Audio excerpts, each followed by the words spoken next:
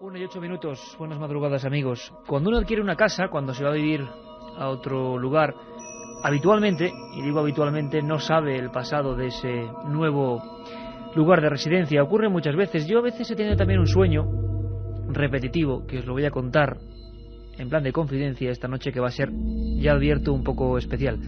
Últimamente, ya lo sabéis, nos hemos dedicado incluso a la denuncia de algunos fraudes que ocurrieron en España, fraudes que tenían como telón de fondo el misterio, y que fueron eso, patrañas, aunque igual de apasionantes. Últimamente hemos dado vueltas a la historia, y hoy merecía la pena volver a encontrarnos con un tema francamente interesante e inquietante. Lo hemos querido llamar casas marcadas, y os voy a contar ese sueño que alguna vez, en algunas noches quizá como esta, a mí me ha venido a visitar en mitad de la noche.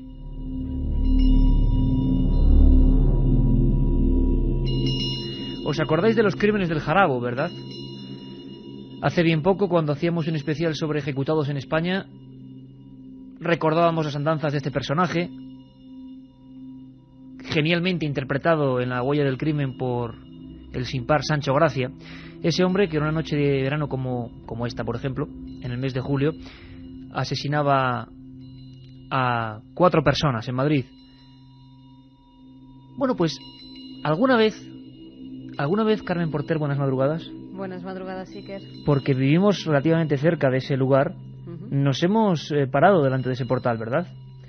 Calle López de Rueda. Nos hemos parado justo delante del portal donde se produjeron los crímenes, y también en esa tienda donde Jarabo fue el primero al que fue a atacar, a ver si estaba allí, donde dejó empeñadas las joyas, en esa casa de empeño que se encontraba en la calle Say de Baranda.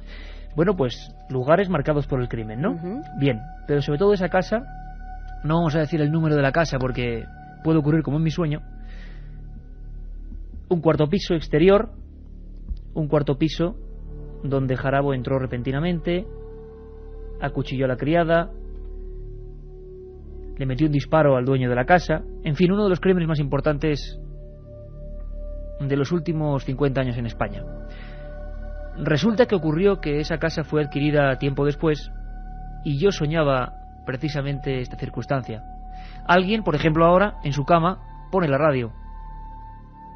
Eso lo veía yo en mi sueño, y eso era verdad, ocurrió así. Estás escuchando las noticias y alguien en un programa, por ejemplo, de este tipo, te despierta. Estás tú solo en tu cama.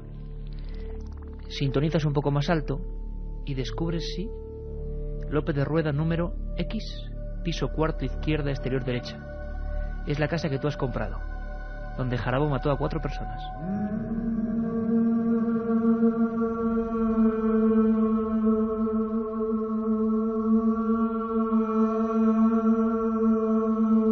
Así que hoy, excepto cuando sea absolutamente imprescindible, Carmen, no daremos algunos datos muy concretos, porque realmente puede haber gente, aunque hay otras casas que no. Ha habido eso, casas marcadas. Vamos a hablar con forenses, con policías, con investigadores, con uno de los fundadores de la Policía Científica Española. Se han encontrado casas donde los crímenes se han ido repitiendo durante diferentes épocas, una macabra coincidencia, pero es que también ha habido casas... Bueno, ¿quién no recuerda, Carmen, nombres como Puerto Urraco, crimen de los Urquijo, crimen de la Katana, mucho más reciente, los macabros hallazgos del Mesón aquí al ladito, del Lobo Feroz, lugares que no han vuelto a ser habitados, lugares sobre los que pesa cierta leyenda, mito, fraude, creencia, superchería, o realidad, o respeto, o que no nos gusta estar en una casa donde se ha derramado sangre, demasiada sangre. Fíjate lo que nos contaba el más prestigioso forense español y buen amigo de este programa, don José Antonio García Andrade, 4.000 autopsias en su espalda. Y nos hablaba eso de casas marcadas. Es un fenómeno universal, porque la gente de alguna forma tiene miedo a la aparición, y tiene un miedo importante a seguir viviendo donde se ha producido un hecho sangriento y sobre todo con estas características. Les cuesta mucho trabajo el vender esa finca, el vender esa casa, el volverla a habitar. De alguna forma todos tenemos miedo a ese personaje fantasmagórico, pero que de alguna forma lo estamos viviendo o lo podemos concienciar. La otra realidad. Milenio 3. En la SER. Geray Martínez y don Antonio Bravo van a llevar esta nave del misterio. Una nave que hoy se convierte casi en eso, en receptáculo, en una casa, en un habitáculo, en una residencia. Yo espero que ninguno de los que escuchéis el programa hoy, que ya veis que se envuelve de una tónica muy especial, pues haya tenido la amarga experiencia de enterarse por accidente de que en su lugar han pasado cosas como esta. Vamos a conocer historias que sí, los testigos se dieron cuenta mucho tiempo después que estaban habitando en lugares macabros, en lugares marcados, y que se enteraron porque, por ejemplo, acudieron a los archivos, acudieron al catastro, intentaron ver qué demonios pasaba con ese lugar y se encontraron, por ejemplo, con estos cánticos, con yacimientos árabes, con yacimientos mortuorios. Por ejemplo, en Belmed, ¿verdad, Carmen? En Belmed de la Moraleda empiezan a ocurrir fenómenos extraños, se excava, como ocurre en esta versión impresionante del Exorcista, el inicio de la película, ¿os acordáis? Y de repente se encuentran, claro, piezas del siglo X de una mezquita árabe funeraria. Es muy habitual que en muchos lugares donde hay supuestos, siempre comillas, por favor, fenómenos extraños, ha habido un pasado de arqueología, de muerte y de crímenes, ¿no? Mira, también en Belmed de la Moraleda también se encontraron huesos debajo de ese suelo, huesos muy pequeños, huesos que según los primeros análisis se dijeron que eran de niños. Y qué curioso, Iker, en la Casa de las Caras, entre esos huesos no había ninguna calavera. Hoy vamos a hablar de crímenes y de lugares muy concretos, a nivel policial, a nivel forense y a nivel de investigación de lo extraño. Por cierto, no os perdáis el inicio de la segunda hora. Vamos a conectar con Guillermo León y con José Manuel García Bautista, nuestros compañeros que han hecho un pequeño hito, hay que decirlo así. Por vez primera, la Universidad Sevillana, en este caso la Facultad de Bellas Artes, autorizaba con sello, voy a hacer el sonido del tampón, sello oficial, una investigación paranormal, de lo paranormal, una investigación a raíz de una serie de sucesos extraños. También nuestros compañeros han descubierto hilos directos con el crimen. ¿Estamos todos? Y menudas psicofonías, Iker. Vamos a ponerlas. Psicofonías para la segunda hora, tremendo. Bueno, hacía mucho tiempo que no hacíamos un programa puro y duro de lo extraño, ¿eh? Y hacía mucho tiempo que yo no me quedaba tan expectante con una psicofonía, porque ¿sí? Hay una sobre todo que es muy dura. No adelantamos nada, ¿no? No adelantamos nada. Lo que sí adelantamos es que estamos todo el equipo. Katia Rocha, Carlos Barroso, ya hemos dicho, Carmen Porter, vuestro Iker Jiménez y Geray Martínez y Antonio Bravo. Todos en el estudio 1, en penumbra y dispuestos a iniciar este viaje. Por cierto, lo que siempre tiene que estar son las vías abiertas para todos nuestros amigos, ¿no? Interactividad total a partir de ahora. Claro que sí, que líneas abiertas en ese 7640, palabra clave, milenio, espacio y lo que vosotros queráis.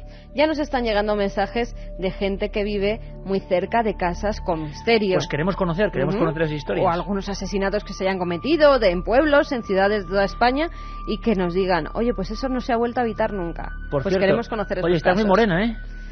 Es que hemos pasado unos días en Estepona tremendos, Iker. La verdad es que nos ha venido muy bien. Estepona, ciudad del periodismo. Claro que sí. Allí en las conferencias que dábamos con el título de cómo ser líderes de audiencia. Pero no son nosotros, claro, Carlos Llamas, Mara Torres, Manolo Lama, José Ramón de la Buena. Muchos compañeros de la radio han pasado por allí y la verdad es que hay que agradecerles a todos la forma en que nos han tratado, porque Estepona pues puede que se convierta ya desde hoy en ciudad del periodismo. Sí, nos han tratado fenomenal y prometido amigos de Estepona, además increíble, y yo os digo esto porque estamos relajando el tema, porque ahora lo que viene es duro. Amigos de los hoteles, ¿verdad? Amigos de... Bueno, todos, Antonio se sí, llama, todas ¿te las acuerdas? personas, y bueno, y tanta gente, ¿no? Sí. Forofos del programa, gracias amigos, de verdad, un abrazo muy fuerte a todos. Volveremos a Estepona y si es posible para hacer un programa en vivo desde allí. Y que vamos con los 3 regalos, que no lo hemos dicho. Sí, además muy especial, ¿no? Claro que sí, ahora que viene el veranito, pues que mejor que irse a la playa con un Discman y poner los programas de Milenio 3. 3 CDs entre todos aquellos que escribáis al 7640, palabra clave, Milenio, espacio y como siempre, lo que queráis. Bueno, pues ahora todos muy atentos, amigos. Estéis en el coche, en la cama, en la montaña, en la playa, donde sea, desde donde el punto donde llegue la onda de la cadena SER. Si hay un caso paradigmático en los archivos oficiales de la policía española, policía madrileña, lo hablábamos con el comisario jefe, don José Manuel Sánchez, que nos decía a menudo casito, es el de la calle Antonio Grilo número 3. Está aquí al lado, Carmen, aquí detrás de la radio. Una casa como otra cualquiera. Hoy vamos a hablar de casas como otras cualquiera, desde casas muy humildes, como donde se produjo la mayor matanza de Puerto Urraco, hasta casas absolutamente señoriales, como la de los marqueses de Urquijo. Bien, esta es una más, en plena ciudad. ¿Os acordáis que hace unas semanas hablábamos de un sastre que mató a toda su familia, a cuchilladas, y que salió al balcón con uno de los niños en brazos diciendo tenía que hacerlo hoy, lo relacionábamos con un tema muy tremendo, el de Humo, el del supuesto planeta Humo y una historia de anónimos. Bueno, eso ocurrió en esa casa y dejamos entrever que habían pasado otros crímenes. Pues sí, otros crímenes, en diferentes épocas, en una misma habitación. Y además la gente denunció que siempre se había vuelto medio loca, que algo le habían vuelto a su mente, algo se había apoderado de ellos y habían tenido que matar. ¿Qué pasó en la calle Antonio Grilo y cuándo ocurrió? ¿Cómo es la ficha de la casa maldita por excelencia en Madrid a nivel policial? Nos lo recuerda Carlos Barroso. Septiembre de 1948. El cadáver apareció en la cama, con traje, corbata y una mordaza. Los zapatos limpios y los ojos abiertos. Solo cuando el forense se agachó junto al camastro, descubrió que la parte trasera del cráneo estaba machacada por un objeto contundente, probablemente un candelabro. 1 de mayo de 1962. Tenía que hacerlo hoy. Hoy era el día señalado. He tenido que matarlos. Ellos me obligan. Desde el balcón, mirando al cielo, el sastre José María Ruiz señala las alturas con un revólver en las manos. En los brazos lleva el cuerpo de su hijo ensangrentado. En las habitaciones de la casa, muertos a cuchilladas y martillazos, su mujer y 5 hijos. Después, se vuela la tapa de los sesos. 17 de abril de 1964. Rufino Vázquez descubre un macabro hallazgo. En uno de los armarios de la casa aparece colgado un niño recién nacido envuelto en ropas ensangrentadas. Nadie ha escuchado nada durante la noche. La madre ingresa en prisión como culpable del crimen. La otra realidad. Fenómenos extraños. Milenio 3. En la SER. La 1:21 de esta noche calurosa, esta noche en la que hablamos de casas marcadas. Nuestros compañeros y algunos buenos amigos de la revista Así son las cosas, por cierto, Carmen, que tenemos enseguida conexión directa con Manolo Jiménez, el presentador junto al doctor Andrade de ese magnífico programa, hay que decirlo así, Lo que me contaron los muertos. De verdad, investigación forense de lujo, y queremos tener a Manolo que nos cuente cosas del programa y cosas de estas casas marcadas, porque en su revista hablaban de eso, de un puñado de lugares que no hay quien los venda cuando se han puesto en venta, por ejemplo, y algunos de ellos, por ejemplo, la casa de Pietro, donde Pietro Arcan mató al abogado Castillo hace bien poco, un caso terrible. No es que no se haya vendido, es que nadie ha vuelto a entrar en ella. Sigue tal y como aquel día, iba a decir, aquella noche de autos, casi día porque era madrugada. Sigue igual. El caso de la Katana, donde un muchacho se vuelve loco y Rabadán y mata a toda su familia, nadie ha vuelto a entrar. Están todavía las marcas incluso de la sangre.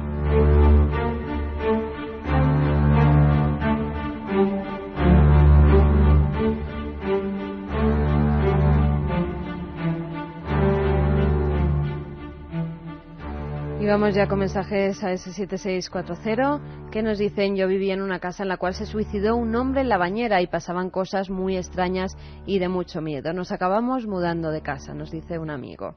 Porque había fenómenos después de... después de ese suicidio. En Vélez, Málaga, hay una casa que vivía mi prima y por las noches sentía que alguien la tocaba. Hay una especie de pasadizo. Curioso, Iker.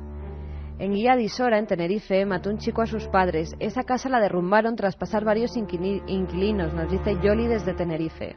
Hola, soy Luis desde Benidorm y la verdad, hoy no sé si podré dormir. No me quiero imaginar el pasado de este lugar. Amigos, como siempre, desde toda España, aportando sus ideas. Luego además vais a tener que hacer casi de investigadores. 7640 y 3 CDs con los programas o casi todas las temporadas de Milenio 3.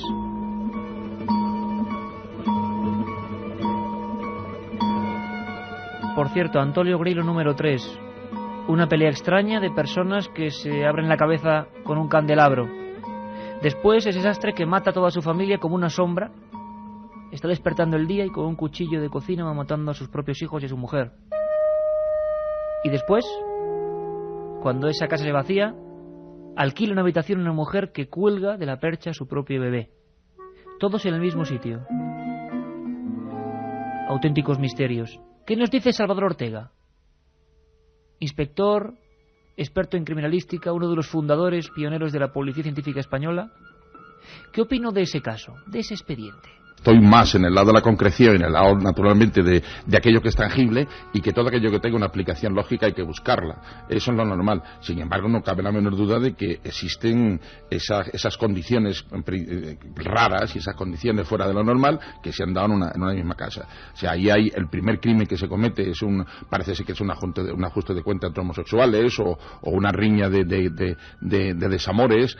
El segundo crimen es el del sastre, que también tenía su explicación. Este fue más raro porque intervinieron pues anónimos, incluso cartas que pudieron postdatarse. Y el último caso es el de una chica joven que está viviendo con su hermana, que queda embarazada de su novio, que era gruesa y pudo guardar el embarazo durante todo el tiempo de la gestación, y que luego después, cuando ese niño nace, pues para guardar su vergüenza, para no enfrentarse con la realidad de la época en que estaba y vivía entonces, pues naturalmente lo que hizo fue lo estranguló y lo tuvo guardado además en el cajón de uno de los aparadores de esa habitación.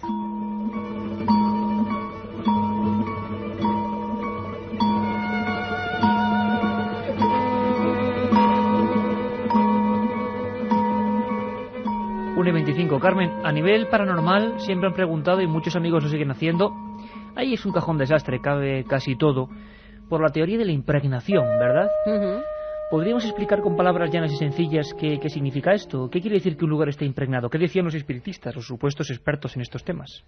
Pues en un lugar donde al parecer se han producido fenómenos luctuosos, asesinatos, palizas, cuchilladas, en algún lugar en el que, pues, de cierta forma, pues ha habido violencia, agresiones, según los espiritistas de la época, del siglo pasado, del siglo XIX, decían que podía ser que todo eso se quedara impregnado en el ambiente, en las paredes, y que luego, incluso con las psicofonías ya en el siglo XX, decía que esas psicofonías podían ser los gritos, los ecos de esos hechos luctuosos que se hubieran quedado en el ambiente. O sea, como decían al final Marconi y Edison, como si el aire, el éter, fuera una especie de disco duro o de cinta magnética donde se fueran quedando cosas. Son teorías, por supuesto, lo dejamos bien claro, teorías. ¿Qué opina un investigador policial de la talla de Salvador Ortega cuando se encuentra con estos fenómenos, con casas de crimen repetido, con casas donde nadie quiere vivir, con casas donde incluso muchos inquilinos llegan y sin saber por qué salen de allí huyendo como alma que lleva el diablo? Le escuchamos. Da lugar a pensar que efectivamente hay situaciones no explicables, y pongámoslos entre comillas. Yo soy una de las personas que evidentemente pienso que el hombre era policombustible, que es energía pura y que va agotando sus propias energías a lo largo del trozo y de la época de tiempo en que permanece en vida, al menos visiblemente en vida para nosotros. Después hay una energía y que no sabemos nunca dónde va. El hecho de poder pensar que existen energías negativas, negarlo sería absurdo. En pensar que existen, creo que da lugar y pie a ello en muchas facetas de la vida en las que nos tenemos que enfrentar con ellas cara a cara. Luego, ¿cómo actúan? Es lo que no sabemos. ¿De qué depende? Tampoco lo sabemos. La otra realidad. Fenómenos extraños. Milenio 3. En la SER.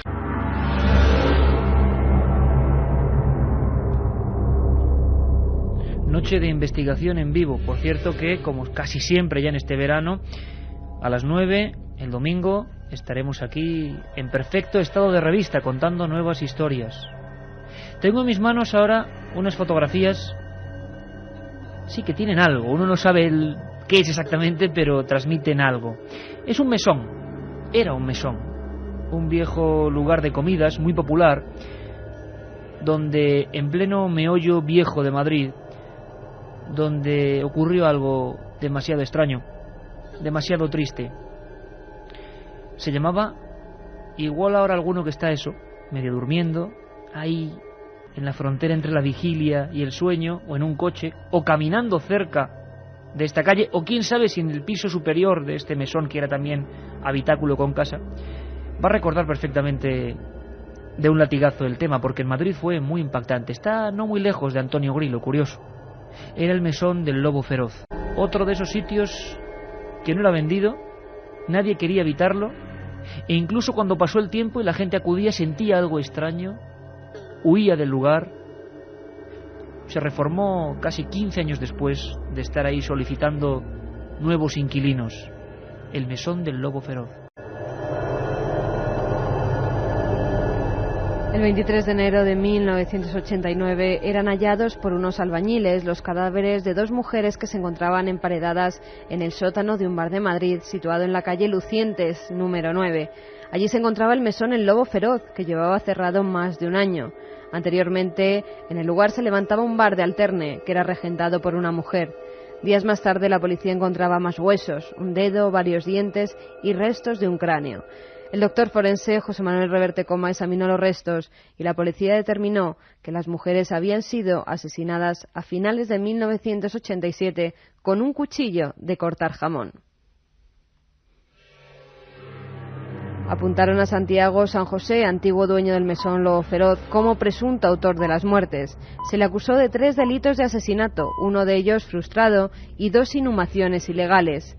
El preso reconoció haber acuchillado en el corazón a la prostituta María Luz Varela Alonso, de 22 años, y días más tarde la ocultó con una tela, unos plásticos y cubrió todo ello con yeso. En ese mismo mes de agosto volvió a la calle de la Cruz para contratar los servicios de otra mujer, a la que invitó al mesón como había hecho con su anterior víctima. Allí volvió a utilizar el cuchillo jamonero para acabar con su vida y una vez muerta la tapó con ladrillos y maderas. La última de las mujeres, Araceli Fernández Regadera, logró escapar de su agresor. Santiago San José fue condenado por la Audiencia Provincial de Madrid a 72 años y 4 meses de cárcel.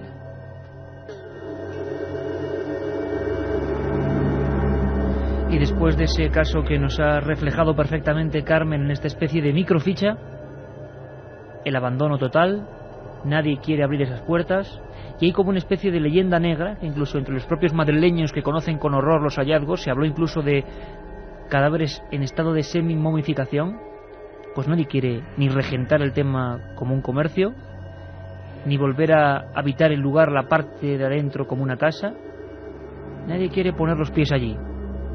Es una historia típica, a ras de suelo, porque no era un piso elevado, da a la calle. Hoy ya es otro lugar completamente remodelado, por fortuna. Y no creemos que tenga que pasar absolutamente nada. Simplemente hablamos de la leyenda, el misterio, el mito, la sombra de lo popular, el mesón del Lobo Feroz.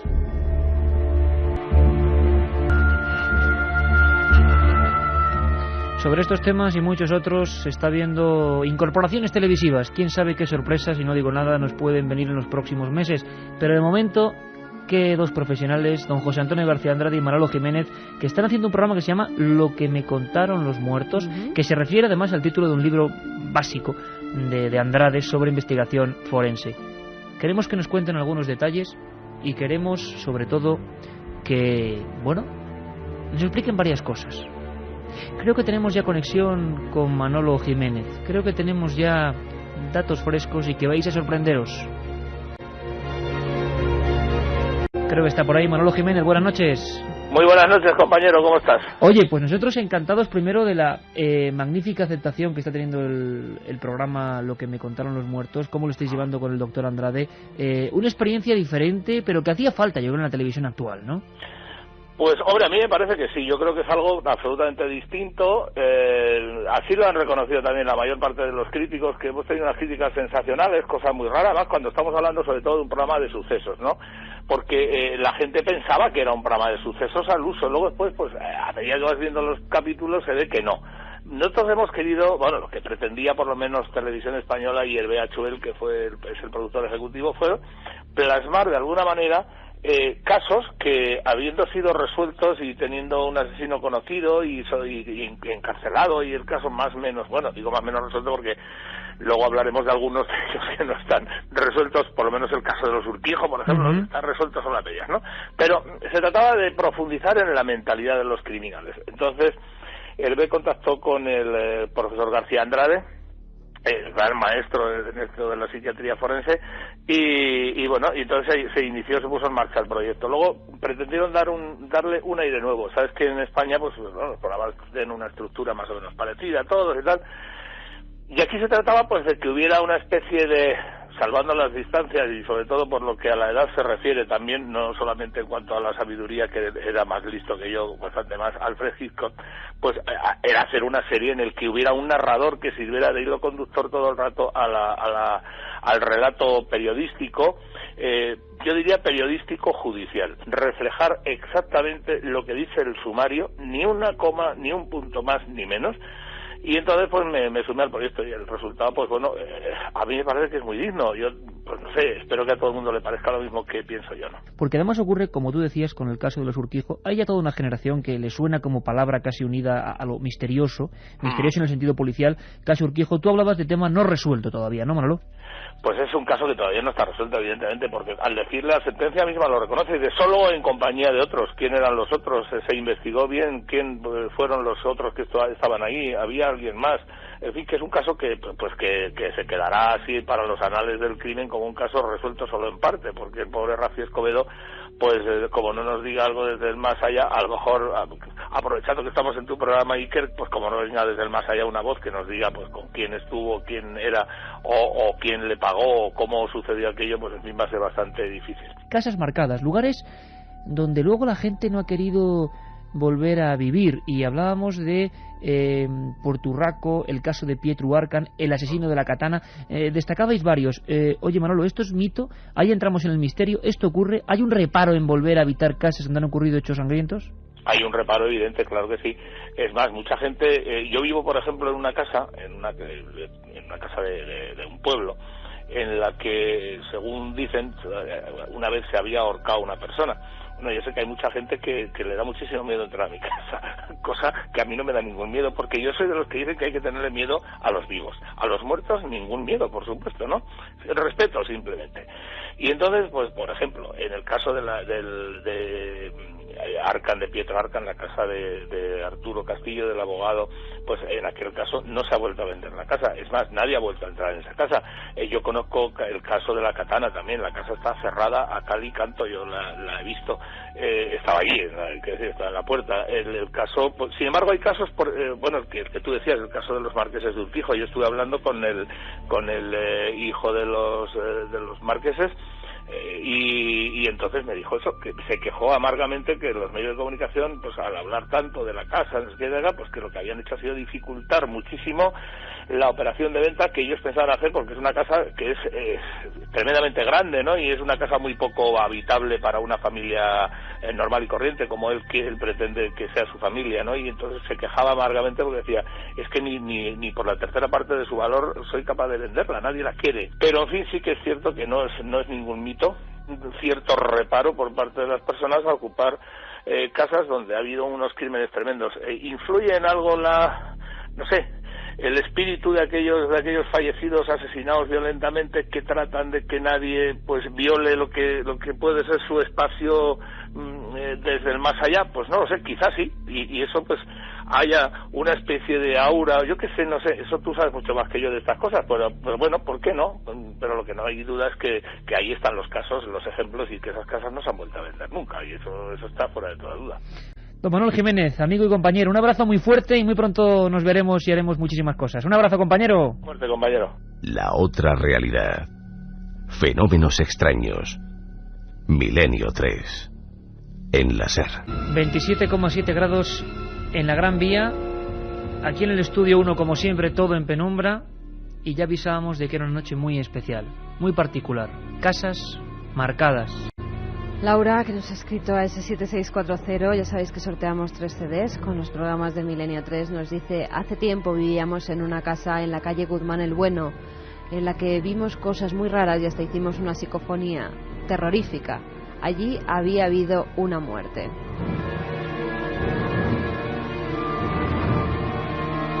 Otro amigo nos dice: ahora mismo, y seguro que sin saberlo, hay una familia en un piso de alquiler en el Paseo Marítimo de Cádiz, donde el asesino descuartizó a su mejor amigo. En Serón, Almería, alquilé una casa donde se suicidó una pareja. Una noche escuché pasos y había una habitación en la que no se podía dormir, o enfermaba, nos dice Nuria. Ángel desde Murcia dice en un hostal que ahora está abandonado. Mataron al dueño de 63 puñaladas. Yo hice psicofonías y se oyen voces y ruidos. Compré una casa hace 3 años. Solo pude pasar una noche. Cuando entraba sentía una enorme tristeza y no podía parar de llorar. La verdad es que es impactante porque, como nos suele ocurrir, soltamos la vía del 7640, como el día, por ejemplo, que se ve algo en los cielos, pasado mes de junio, o por ejemplo el día que empezamos a hablar de supuestas leyendas, encuentros en la carretera, y aquí tenemos algo parecido, casas con misterio, y estamos recibiendo decenas, centenares de mensajes de amigos que han vivido experiencias. Y Carmen, se te acaba de ocurrir una idea que yo creo que puede ser importante, que me lo escribes aquí en un papel, y te digo que sí, puede ser un buen formato para la próxima temporada, que vamos a empezar como un cañón. Cuéntalo tú a la audiencia. Pues mira, por los mensajes que estaba leyendo y que nos estaban llegando, hay muchísimos casos a los que nosotros ni siquiera podemos tener conocimiento de ellos si no son por nuestros oyentes. Y se me ha ocurrido en un momento que ellos podían servir como de este informadores. Chico del hostal que ha sacado incluso psicofonía, ¿no? Efectivamente, podían servir de informadores a Milenio 3, hacer sus investigaciones, que nos la enviaran y luego entrevistarles a ellos para que nos cuenten sus experiencias. O sea, no haber nada de corresponsales y de amigos de, como hacen en Carrusel, ¿quieres ser comentarista de Carrusel? Pues aquí sería de Milenio 3, porque estamos viendo que hay una cantidad inmensa de gente que incluso siente rubor o reparos en enviarnos sus investigaciones, no se atreven, piensan que quizá no pueden estar. Aquí no hay ni niveles ni nada absolutamente. Hay amigos ahora mismo que están escribiendo que dicen que no dan el nivel, que para nada. Queremos aprender de casos que son muy poco conocidos y ocurren en todas las partes de España. Para eso tenemos una dirección que os decimos ya, milenio3@cadenaser.com, milenio3@cadenaser.com, porque hoy en día se pueden mandar sonidos de esa manera, y para enviar cualquier cosa física, Gran Vía 32, octava planta, 28013 de Madrid. Gran Vía 32, octava planta, 28013 de Madrid, a nombre de Milenio 3. Y de verdad, esta próxima temporada, que bueno, nosotros la hilamos ya, pero que empieza en septiembre, sería muy importante, como lo habéis hecho siempre, pero ahora con más motivo. Por ejemplo, casos como estos, casas con crímenes donde os habéis acercado y habéis conocido una historia. Nos lo tenéis que contar aquí, vosotros formando parte de este equipo. Nos hablaba Manolo Jiménez de uno de los crímenes más célebres. La casa de los Marqueses de Urquijo es una casa inmensa. Es una casa que no se alquila, que no se vende, que se intentó durante años y nadie quería ni siquiera pasar su umbral. Ocurrió uno de los hechos más traumáticos del final, ya no de la transición, pero de unos años conflictivos como eran los 80, los principios de los 80. La extraña muerte había marcado periodísticamente y humanamente a toda esa zona, una zona, sinceramente, de muy alta alcurnia, una casa auténticamente palaciega, pero que, como escuchábamos a Manolo, era imposible de deshacerse de ella, aunque se rebajase a 1/3 el precio. Hablamos del caso del asesinato de los Marqueses de Urquijo. Y yo estoy seguro de que mucha gente, sobre todo la gente más joven, no sabe de qué estamos hablando. ¿Por qué un caso, estamos acostumbrados a todo tipo de tropelías, por qué un caso aparentemente limpio, silencioso, o sea, no con una hazaña excesiva, no con descuartizamientos como hemos escuchado, no con una katana, no como el crimen del lobo feroz? ¿Por qué tuvo tanta fama? ¿Qué pasó brevemente, Carmen? ¿Qué teletipo tenemos para contar a nuestros amigos sobre lo ocurrido en esa casa del barrio de Somosaguas, si no me equivoco, una noche de julio, finales de julio, ahora justo hace 24 años, ¿no? Efectivamente, Iker, todos los hechos se produjeron en la madrugada del 31 de julio de 1980 al 1 de agosto. Ese día los Marqueses de Urquijo son hallados por su criada, por una de sus criadas, en su habitación en el chalet de Somosaguas, en Madrid. El marqués apareció muerto de un tiro en la nuca, su esposa de 2 disparos, uno en la boca y otro en la yugular. Los marqueses tenían 2 hijos, Juan, que estaba en Londres durante el asesinato, y Miriam, que estaba casada y recientemente separada, hacía 4 meses que se había separado de Rafael Escobedo. A los 3 meses de producirse ese asesinato es detenido Rafi Escobedo. Él llega a autoinculparse de esas muertes, luego diría que no, luego se desdiría en el juicio. El juicio se celebra 3 años después, en junio de 1983. El doctor García Andrade, el médico forense, ya sabéis, es uno de los que le atiende y dice que su teoría es que a Rafi Escobedo le asesinan, que él no muere. Es decir, que Rafi Escobedo en la prisión se ahorca. En el penal del Dueso. En el penal del Dueso se ahorca absolutamente convencido de que ha sido una cobaya humana, de que hay una especie de hermandad o de grupo criminal del que no sabemos nada, no se les ha inculpado, y que son realmente los asesinos. Las fotografías son muy traumáticas porque se les disparó muy cerca de la cara a los marqueses, y a partir de ahí la casa completamente vacía, y ciertas leyendas sobre ella. ¿Te parece que escuchemos directamente? Hemos hablado hace unas horas con el doctor José Antonio García Andrade y nos habla de que ese era el supuesto culpable, Rafi Escobedo, pero su investigación, él estudia los cuerpos de los marqueses, él es el forense oficial de esta historia. Su investigación le indica que no, que él no fue el que los mató. Le escuchamos. Yo pienso que no está resuelta. No está resuelta y que no se va a resolver nunca. Pues ha pasado ya muchos años, me parece que son 20 años. 20 años son muchos años en la que ya se ocultan, desaparecen, se distorsionan una serie de pruebas que no se van a volver a aparecer. Pero bueno, yo lo dije desde el principio, en el primer momento cuando hice la autopsia de los marqueses de Urquijo, yo hablé de la personalidad del asesino. Un asesino que era un asesino pues que tenía esa facultad, ese aprendizaje para matar.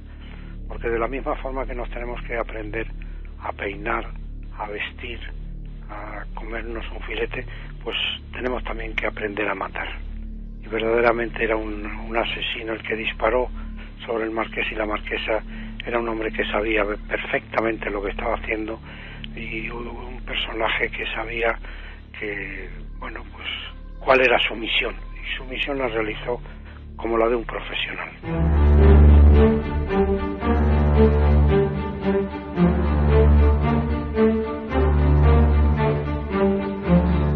Rafi Escobedo, que parece ser que, bueno, todas las miradas apuntaban a él, un hombre frágil, un hombre muy deteriorado en la cárcel del Dueso. Doctor Andrade habla de profesionales, Rafi no lo era. Pero vamos un poquito más allá. Esa casa queda maldita, queda marcada, nadie quiere habitarla, y menos cuando 8 años después prácticamente de estos hechos, Rafi aparece colgado en la prisión del Dueso. Es como un cúmulo de desgracias en torno a esta historia que en el fondo tienen que ver con lo que pasó en esa casa tal noche como hoy, cuando julio tocaba a su fin. En el año 1987, un año antes de la muerte de Rafi, que ahora vamos a comentar, Luis García Berlanga alquila esa casa para rodar parte de una película que es Moros y Cristianos. No lo dieron pasar bien. ¿Cómo se encuentra Rafi el 27 de julio del año 88, Carmen? Ese día en que Rafi Escobedo aparentemente se suicida en el penal del Dueso. Insistía en que él era consumidor de drogas y lo dijo abiertamente, además en algunas entrevistas. En El Perro Verde, me parece, él dice que sí, que es consumidor de drogas, pero dice que no ha asesinado a los marqueses. También el abogado Marcos García Montes tiene la teoría de que 2 presos le ayudan a morir. ¿Por qué? Porque Rafi se encontraba inconsciente cuando le cuelgan. Él aparece ahorcado de unas de los barrotes de su celda, pero según tanto el forense como el abogado Marcos García Montes dicen que alguien le ayuda a morir, que alguien le ahorca a Rafi Escobedo. Bueno, la última entrevista con Rafi Escobedo fue para esta casa. La hacía Matías Antolín, que hoy compañero que está en otros medios informativos, en otras emisoras. En esa época, año 88, trabajaba en la cadena SER. Obtuvo un permiso para entrevistar a Rafi de una manera dramática. El archivo de la SER ha funcionado y escucha, Carmen, cómo describía Matías Antolín el lugar donde apareció Rafi muerto. Ha llovido, nevado, granizado incluso, desde que fuera detenido Rafi Escobedo como presunto autor de la muerte de los marqueses de Urquijo. Ha pasado el tiempo, se ha echado tierra a los muertos, uno de los encausados, Javier Anastasio, ha puesto tierra por medio y muchos quisieran echar tierra al asunto. Intramuros y extramuros se ha estado cocinando una leyenda negra. Persona y personaje cabalgan juntos, pero las cosas no son como son, sino también como se cuentan. Nos encontramos en el Dueso, asemeja a un convento de la Inquisición. Junto al muro un camposanto, la muerte de un cementerio. Aquí cohabita con más de 600 presos Rafi Escobedo. Suena en sus bolsillos, llenos de agujeros, la calderilla de su vida. Allí estaba Antolín, ejerciendo de periodista en el lugar de los hechos. Una ristra de muertes, una ristra de desgracias que empezaron en un lateral de la piscina, donde se entraba hacia la casa, ese chalet que hoy nadie quiere, en Somosaguas. Para el doctor forense García Andrade no cabe la menor duda. Hay mucho más misterio en toda esta historia. El grupo, una hermandad criminal, evidentemente yo sí pienso que intervino en este caso, cuando se da cuenta que Rafi está llegando a sus últimos momentos, que ya no puede más, que está agotado, que piensa que se va a pasar muchos años todavía en cárcel, es cuando de pronto ese grupo se asusta y para que no hable, entonces simulan un suicidio. El hallazgo positivo de cianuro en las vísceras de Rafi y sobre todo la mayor cantidad de dosis, sobre todo en las vías aéreas, nos permitían afirmar que la muerte fue por cianuro, y la muerte por cianuro es rapidísima y no le da tiempo a colgarse y suicidarse. La mejor forma es empezar saludando, empezar diciendo eso de buenos días. Para otros, para mí por ejemplo, esos días más que días son noches, y como noches que son, están repletos de oscuridad, de soledad y de tristeza. Y ahora tengo que contaros algo, deciros algo, y no sé muy bien qué deciros, porque no sé si vale la pena decir algo o no decir nada. Realmente lo único que me gustaría sería poder cambiar todo lo malo que hay en este mundo, todo lo que funciona mal. Pero me parece que eso es imposible. Esto no tiene arreglo. Por eso hay que vivir, que son 2 días.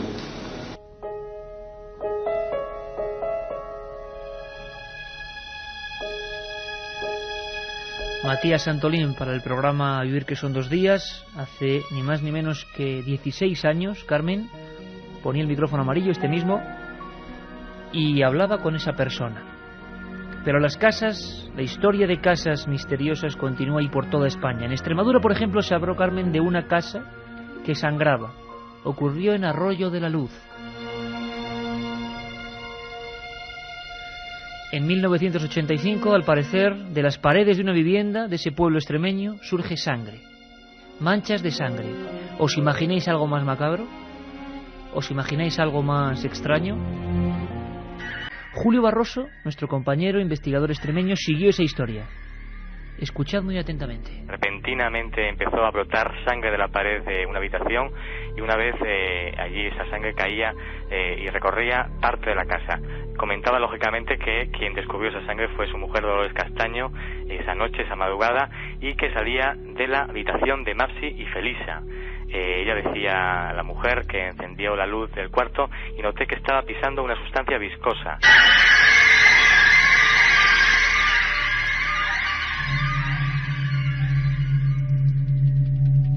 Jeremy Martínez, Antonio Bravo, con los sonidos, con la magia que nos hace casi visualizar esa escena. Año 85, Arroyo de la Luz. ¿Qué estaba ocurriendo?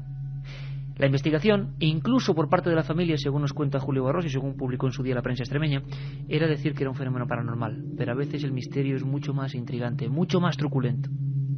Julio siguió investigando. Manchas de sangre que intentaban ser enyesadas de nuevo y volvían a aparecer, como clamando justicia. Pero la historia era una de esas dignas de la España profunda. Crimen y misterio, una vez más, como siempre, unidos. Algo parece ser que se ocultaba. Yo luego, en los años 90, seguí una investigación, un rastro, porque me entrevisté incluso con el propio protagonista. Se vivieron los acontecimientos en la calle Gabriel y Galán número 28, incluso las pistas del alcalde, que también estuvo presente. Unas horas él acudió al lugar con Guardia Civil, que era Gómez Martín, y el farmacéutico Antonio Sanguino, a quien le acompañaba también un médico de guardia, Emiliano Clemente Gil. Te di nombres porque toda esta gente lógicamente investigó el hecho. Detrás había algo íntimo que la familia podía estar oculta.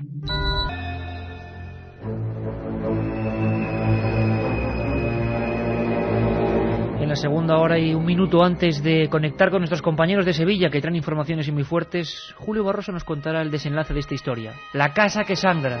¿Lo conocíais? Arroyo de la Luz. calle Gabriel y Galán, 1985. Y es que nos comunicaba Katia que había un sinfín de mensajes, 7640 y ese premio destacado, ¿no? Los 3 CDs con los 150 programas, 150 primeros programas de Milenio 3, ya un objeto de culto casi, que no aceptamos sobornos, es solamente por sorteo, mandando un mensaje a 7640, palabra clave de Milenio, y el texto como nuestros oyentes que parece que tienen casos cercanos. Damián de Vitoria nos dice: aquí en Álava existe un caserío del siglo XIII, hoy restaurante, y han muerto 3 propietarios en 10 años. Ha sido convento, entre otras cosas. Pasan cosas raras. Qué curioso, de nuevo, Carmen, la repetición de las muertes en un mismo lugar ocurre también en Sevilla, donde vamos a irnos después, ¿no? Muertes, Pues un sí. decano, bueno. Vivo cerca del Cortijo de los Galindos, del pueblo sevillano de Parada. Sería un buen lugar para investigar. Nos saluda un oyente desde Merchena. Bueno, ese es uno de nuestros clásicos, ¿no? José Valladolid dice: ¿sabéis si en verdad lo que ocurrió en la pedanía de Daimalos, en Málaga, emparedaron al párroco y a sus amantes? ¿Ah, sí? ¿Cómo es el Tremendo. lugar? A ver, vamos a anotarlo, porque ves, aquí es el tema. Se llama pedanía de Daimalos. Daimalos. En Málaga, y emparedaron al párroco y a los Personalmente, amantes. como es casi lógico, lo tenemos nosotros. ¿Sabéis algo, chicos? Yo no. Una cosa, Carmen, ¿qué tendría que hacer este personaje o persona que nos ha enviado este mail? ¿Tú qué le aconsejarías? Pues que tirara de hemeroteca, fuera a buscar los periódicos de la época, si sabe en qué año ocurrió el caso, buscara los más datos posibles que nos llevaran a un nombre, a una dirección, que nos llamara, que nos remitiera la información, que mandara una carta o un mail, tanto a milenio3@cadenaser.com como a Gran Vía número 32, octava planta, 28013 de Madrid.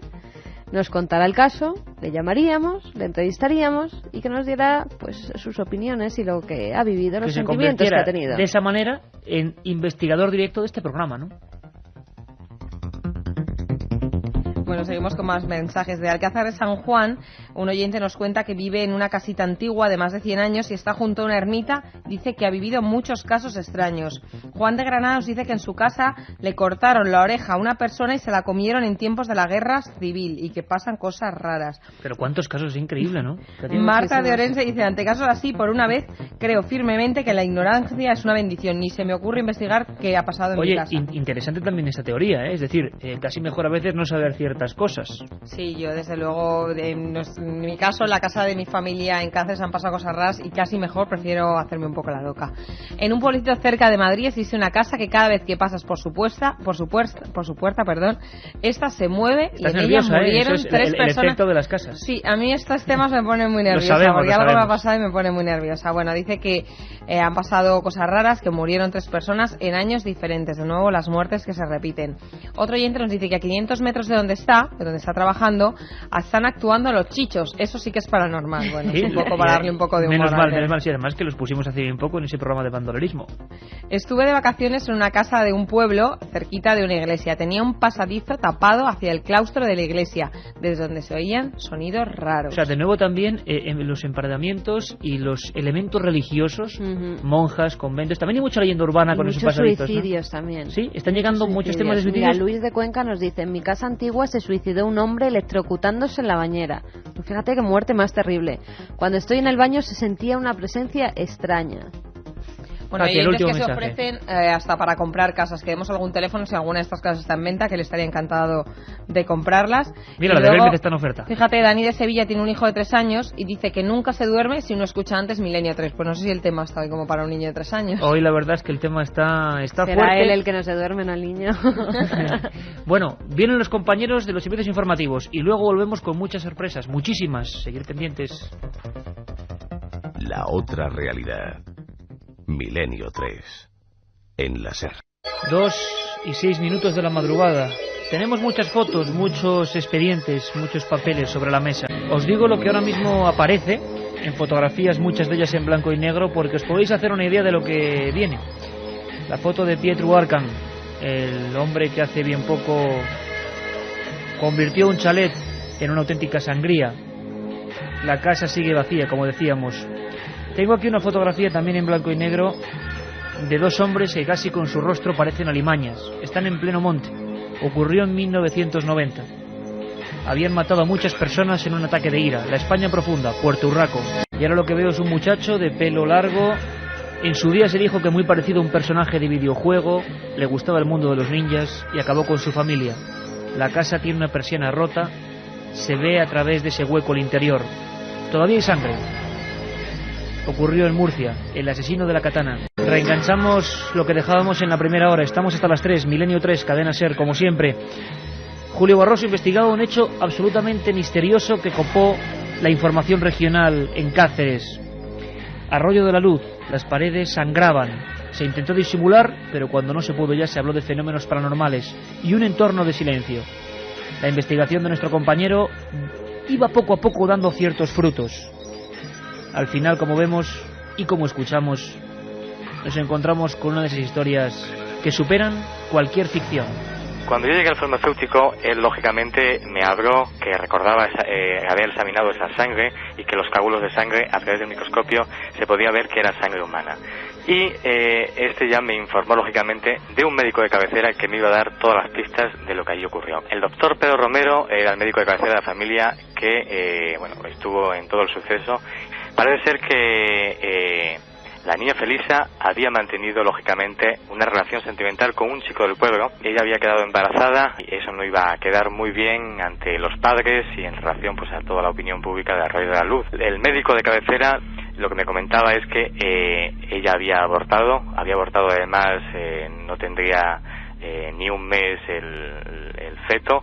Y lógicamente tendría que ayudar psicológicamente también a la joven, que tendría unos 14 o 15 años en aquel momento. Y bueno, ella fue auscultada de tal modo que parece ser que se confirma la posibilidad de una interrupción forzada, es lo que comenta el médico, y yo escribo en el artículo que escribimos de la gestación de la joven. Y ahí está posiblemente la versión que yo puedo aportar sobre este suceso que fue convulsivo en la sociedad extremeña. Un aborto, una interrupción del embarazo y una historia terrorífica que acabó convirtiéndose para muchos investigadores en la posibilidad incluso de lo que hablábamos antes, Carmen. Una práctica que parece digna del medievo, de la barbarie, pero que en España ha sido bastante habitual, el emparedamiento. Y quizá por eso, poco después de esa práctica, las paredes clamaban justicia, las paredes hablaban, como en el cortijo de los Galindos. 5 personas aparecen muertas y de repente, aquella primera noche, cuando todavía no había ni siquiera aparecido el último de los cadáveres, alguien, una mano anónima, dibujó en el yeso blanco de la entrada: aquí mataron a 5. 2 y 11 minutos, 27,1 grados en la Gran Vía. Estamos todos. Katia, que ya está terminando labores prácticamente a última hora, repasando historias de archivo porque vamos a viajar en el tiempo. Carlos Barroso, Carmen Porter, buenas madrugadas de nuevo. Hola Iker, de nuevo. Aquí seguimos con estas músicas que además los amigos en el SMS nos están diciendo quién pone esas músicas, nos está poniendo los pelos de punta. Pues son Jerry Martínez y Antonio Bravo. Y esto, por ejemplo, es un disco muy desconocido que he encontrado yo hoy en mi casa, en nuestra casa, realmente como una reliquia, que yo no sabía ni que lo tenía. Es la banda sonora original de la primera parte, claro, de la versión del 74 de esa película tan agradable, El Exorcista. Oye, Carmen, vamos a Sevilla. En Sevilla parece que... Bueno, no parece.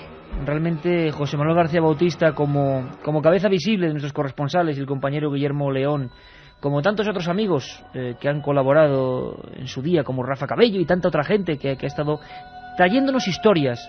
Yo recuerdo que la primera salida real de Milenios a Radio Sevilla, hablando de la calle San Luis. Siempre que José Manuel García Bautista interviene en el programa, no sé qué hace este hombre, pero se convierte en una pregunta constante durante meses después. Ahora, por ejemplo, en Estepona, todo el mundo nos preguntaba qué ocurrió en Viandas, qué pasaba con Bellas Artes, qué ocurría en el Palacio de la Diputación, porque se puede decir que la especialidad de nuestros compañeros pues realmente ubican esas casas. Casas, vamos a descubrir, donde siempre hay un nexo con el crimen. Casas, lugares marcados. Sabéis que Milenio nunca os deja con la miel en los labios y que podemos tocar un tema y de repente la gente se va preguntando por qué en 3, 4, 5 semanas, 6, 2 meses puede que tengamos silencio absoluto. Así ha ocurrido siempre, pero siempre también regresamos sobre el tema. Cuando hay más datos, ocurra lo que ocurra, sea verdad o sea fraude. Y esta noche, los datos sobre la mesa.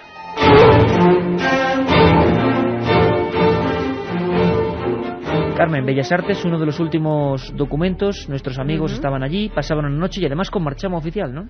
Claro que sí, que además también todo el equipo de Milenio 3 y Mariano Revilla, el jefe de programas de la cadena SER, pudo estar allí cuando fuimos a hacer el programa del restaurante Viandas.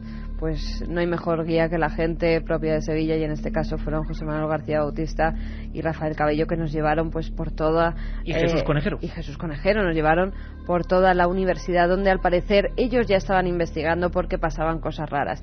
Yo me acuerdo de unos viejos archivos, una pintura misteriosa que al parecer aparecía y desaparecía, las taquillas de hierro, de esas que estaban todas medio abiertas. Decían por las noches los vigilantes que se oían los ruidos de esas taquillas abrirse y cerrarse, algo pasaba. También una figura fantasmal, un espectro, que se aparecía por esos pasillos de la Universidad de Sevilla. Y como siempre, y que quede bien claro, el equipo de Milenio ni quita ni pone, y nuestros corresponsales tampoco, solo son misterios, algunos tienen explicación. Mucha gente dice, ¿por qué matáis la magia, por ejemplo, del 25J, cuando descubrieron nuestros compañeros que podía tratarse prácticamente seguro de un satélite militar? No, porque, como decía Germán de Argumosa, y lo repito aquí, yo soy muy amigo de usted, pero más de la verdad, y nosotros vamos a contar la verdad. Si de momento no podemos llegar a ella, dejamos la cosa en pendiente y continuamos. Los sonidos son siempre la base de Milenio. Sonidos como estos, cuando el equipo de José Manuel García Bautista y Guillermo León instalaban videocámaras en esa noche de vigilia, noche de misterio, amigos todos atentos. Bueno, pues este era el sonido, el latir de ese momento. Todo grabando y pasaban cosas. La cámara ha registrado un movimiento de algo neblinoso, algo etéreo, que girando la esquina ha seguido en dirección a lo que es vamos a llamarle la nave central de la cripta, ¿no? En dirección precisamente hacia donde los testigos dicen haber visto esa sombra espectral que identifican con Cecilia Bob de Faber, Fernán Caballero. ¿Dónde queda?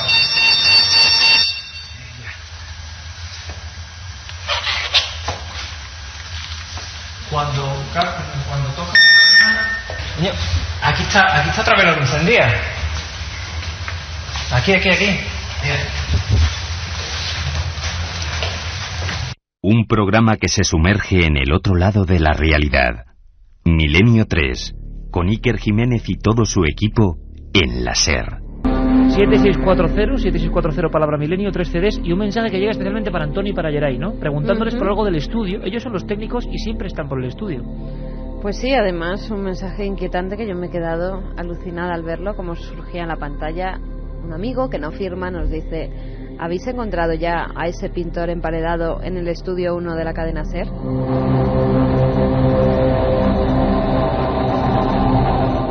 Imagino que será una broma, claro, para vengarse de nuestros amigos con lo que están poniendo hoy de músicas. Me imagino. Lo que no sé es que se imaginarán, y qué mal lo tuvieron que pasar también, con emoción, pero deben pasándolo mal, nuestros dos compañeros que ya están interconectados con este programa. 7640 para preguntarles a ellos lo que queráis. José Manuel García Bautista, compañero, buenas noches. Buenas noches, Iker. Buenas noches a la audiencia de Milenio 3. Como siempre, encantados de que vuelvas a esta que es tu casa. Oye, ¿cómo os encontrabais en ese momento en que empezaban a saltar las alarmas? Más de una vez te ha pasado, ¿no? Pero ¿cómo era ese momento en Bellas Artes? Pues realmente inquietante, Iker, porque tú sabes lo grande que es aquello. Tú has estado con nosotros investigando allí.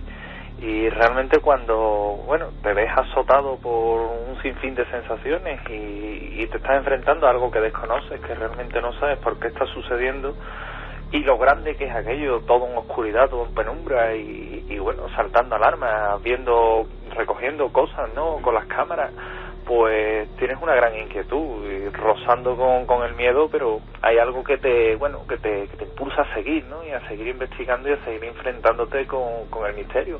Pero se pasa realmente mal, ¿eh? Se pasa realmente mal, y tú además en estas 3 temporadas de Milenio, y perdona que os ponga una sonrisa, José, porque es que junto con Francisco sin duda eres el reportero que más mal lo ha pasado de este programa, en el buen sentido, porque siempre has traído la información. Guillermo León es otro de esos amigos que está trabajando codo con José Manuel, otro de nuestros corresponsales, y que además por su oficio, por su profesión, igual que José Manuel, muy interconectado con la tecnología. Guillermo, buenas noches, amigo. Buenas noches, ¿qué? Oye, esa noche sois conscientes, y la propia tecnología es consciente, de que algo se está dejando notar, ¿cierto o no? Muy cierto, que los hechos y las pruebas que así tenemos, pues corroboran que ciertamente nos topamos con un misterio bastante grande. Un misterio que tú, ¿cómo destacarías? ¿Cuál es el momento en que realmente decís, caramba, aquí de verdad está pasando algo que se escapa a nuestra comprensión habitual de las cosas normales? Pues si te soy sincero, un par de semanas antes de, digamos, la noche famosa que estuvimos en Bellas Artes, pues estuvimos Jesús Conejero y José Manuel, estuvimos en Bellas Artes, ¿no? Bueno, pues tomando unos planos y demás con las cámaras, y hubo un momento, bueno, que estuvimos en la cripta, en el Panteón de Sevillanos Ilustres, y bueno, creo que tenéis por ahí el documento sonoro, no sé si lo pondréis, en el momento que está José Manuel indicándome, pues bueno, una situación donde íbamos a poner unas cámaras, ¿no? De infrarrojo, y parece que en ese preciso momento el fenómeno, el misterio parece que estaba esperándonos, ¿no? Y por nuestra pantalla de la cámara, pues apareció un ente, un ser etéreo, ¿no? Que cruzaba prácticamente la bóveda de la cripta. Así de claro. Así de claro.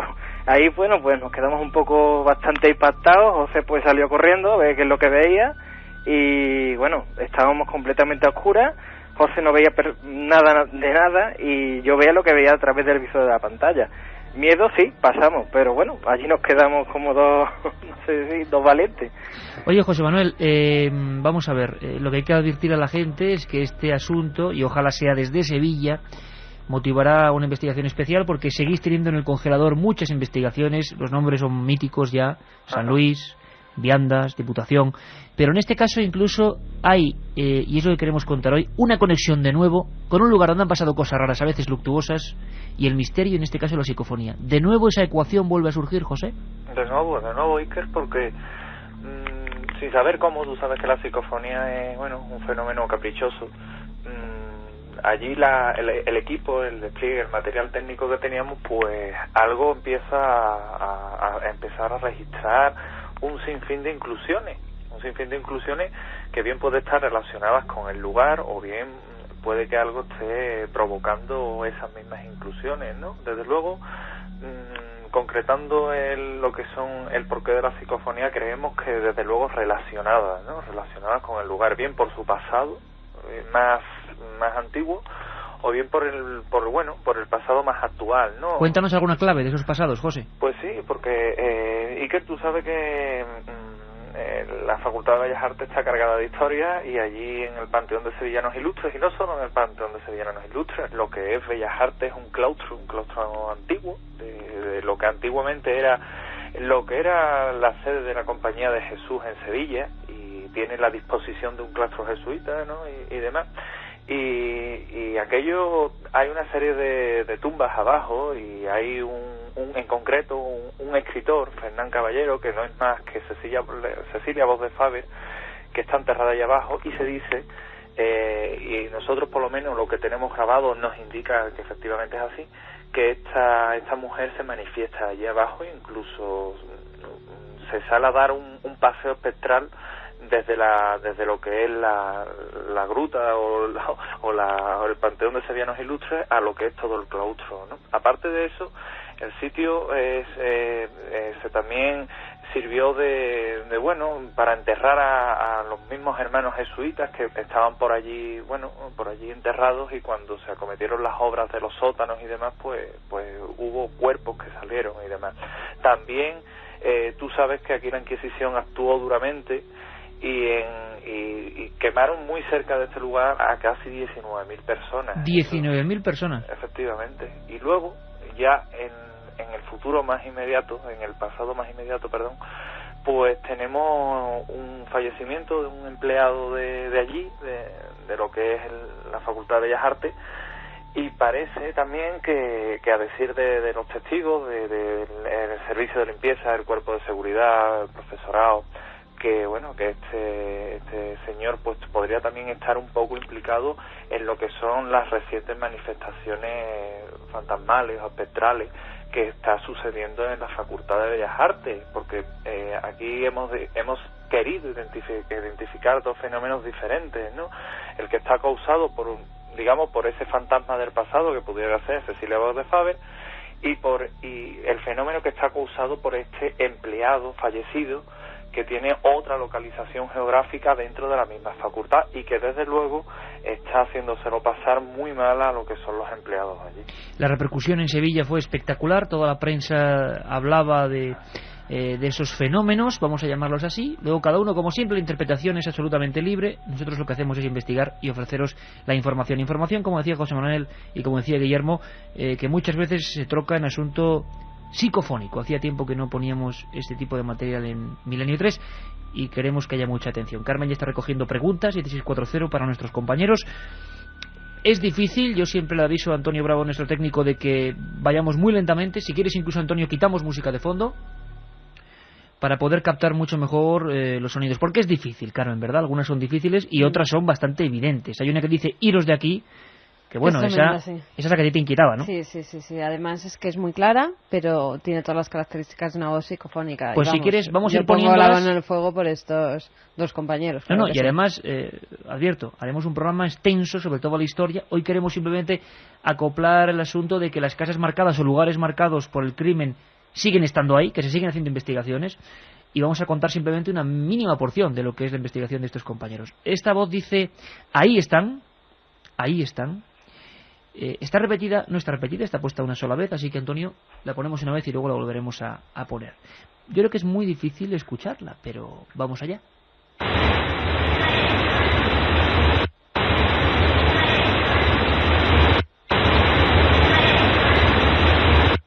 Ahí están. ¿Tú lo oías, Carmen? Era como una voz de niña o algo así, ¿no? Sí, que se mezclaba además con el ruido de la grabadora y parecía un susurro. Ahí están. Por eso, niña. Un susurro. Y la gente dirá, bueno, casi no se oye, bueno, esperaos lo que viene. Guillermo, sí. ¿Ahí están? Ahí están. Y bueno, lo sorprendente de este tipo de psicofonía es que, como bien decís, ahí parece que es una niña, ¿no? También nos encontramos después con unas psicofonías como si fueran unos llantos de un niño. Y bueno, y la más clara que la que comentáis vosotros, y algunas más que bueno, que son bastante bruscas, ¿no? Es un fenómeno bastante extraño. Por ejemplo, lo que vamos a escuchar ahora, amigos, y la gente está ya, me gustaría saber también qué oyen ellos, porque siempre que soltamos a la interactividad de la gente una psicofonía, hay diferentes interpretaciones.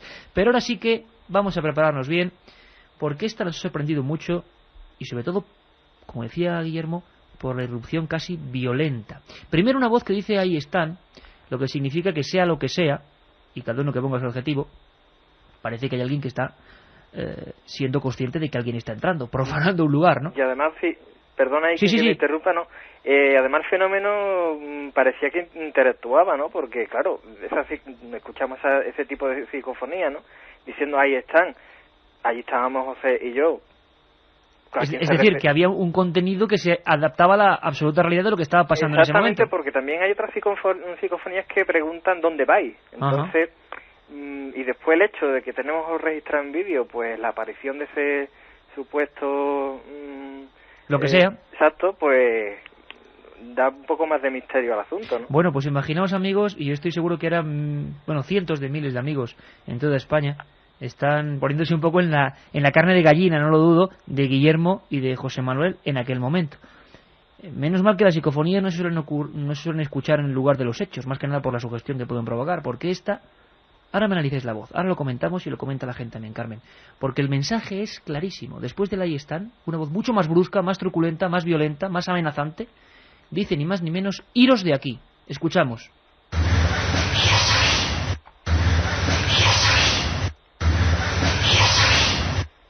Muy metálica, ¿no? Iros de aquí. Iros de aquí. Vamos a escuchar otra vez, Antonio. Vamos a ver si podemos recuperarla. Muy metálica, yo creo que es clarísima. A través de los cascos lo estamos escuchando con una fuerza tremenda. Lo ponemos de nuevo.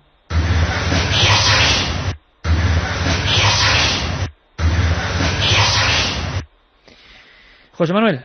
Tremenda, ¿eh? Tremenda. ¿Con qué, por cierto, con qué? Porque la gente le está preguntando, Carmen, ¿con qué tecnología se ha sacado? ¿No? Si analógico, digital, ¿con qué exactamente estas habéis obtenido? Esta en concreta en analógico, con lo que son grabadoras de microcassette, con el micrófono totalmente independiente de lo que es la grabadora y convenientemente aislado, con lo cual tú sabes que se garantiza en cierta forma que el sonido, bueno, está bastante amortiguado en lo que es el soporte magnético de la cinta para que, evitar que haya grabaciones accidentales. ¿Lugar exacto, José Manuel? Esa en concreto concreto fue en la primera planta de Bellas Artes, o sea, en el aula, si no me equivoco mal, de escultura, creo que es a lo que se dedica esa planta, y nos dejó bastante sorprendido porque Iker, aparte de, en un momento dado, de lo mal que lo estábamos pasando, no lo puedo negar, pasaron otra serie de fenómenos, como era las alarmas saltando, se llevaron toda la noche saltando. Como antes escuchábamos en el documento, ¿no? Justamente, y como también se pasó durante la retransmisión de Vianda, ese sonido tan familiar al que nos acostumbramos. También los ascensores estuvieron subiendo y bajando, y era curioso porque en una de esas ocasiones se detuvo justo enfrente de Guillermo y se abrió la puerta sola. Uf. Y justo al abrirse la puerta, el detector de movimiento empezó a saltar y no había salido nadie. Además José Manuel tenía el vestíbulo, lo tenía minado de detectores y de grabadoras, y bueno, allí nos quedamos, yo por lo menos me quedé helado. Digo, bueno. Vamos a escuchar, amigos, Guillermo y José Manuel, qué dice la gente. Carmen. Pues amigos que nos transmiten las preguntas, para José Manuel y para Guillermo, nos dice, ¿esa sombra qué aspecto tenía? ¿Se movía rápido? ¿Tocaba o pasaba por un pasillo en particular? La sombra, me imagino que es la que grabamos en el Panteón de Sevillanos Ilustres, iba de lo que es uno de los brazos de la cúpula, ¿no? De izquierda a derecha. Nosotros lo calificamos como un medio cuerpo superior. Sin piernas.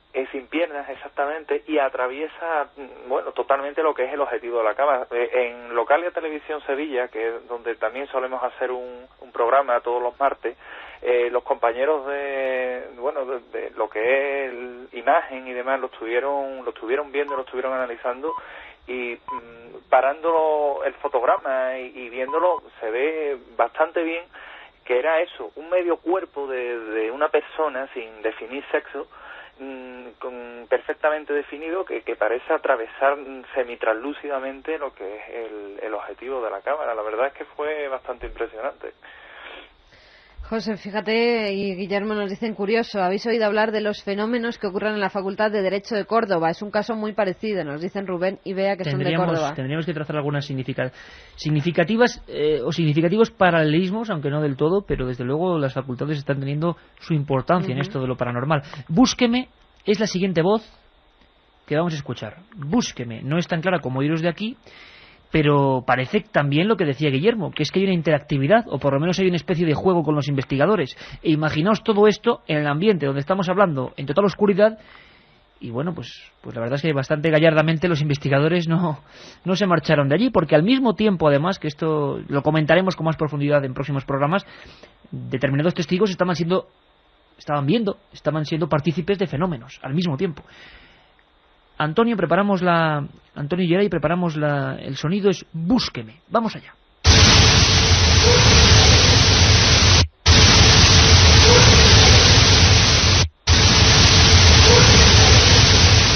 Mucho más difícil de escuchar, pero parece un niño, me ha parecido un niño que dice Búsqueme, de repente, una mujer. ¿no? Búsqueme. Me ha parecido voz de mujer. Antonio, ¿podemos recuperarlo otra vez? Búsqueme. Claro, lo que pasa es que el sonido de fondo es fuerte. Búsqueme. Vamos a ver si lo escucháis ahora.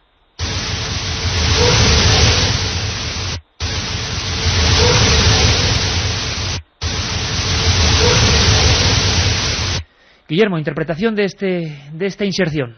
Pues ¿Crees que está identificada como Búsqueme? Sí, yo creo que habla por sí sola. Lo que pasa es que, hombre, es un poco difícil de hacer al oído, pero no tiene... Claro, aquí por cascos lo oímos fenomenalmente, pero sí. En receptor no sabemos cómo saldrá. Aquí personalmente lo escucho bastante bien.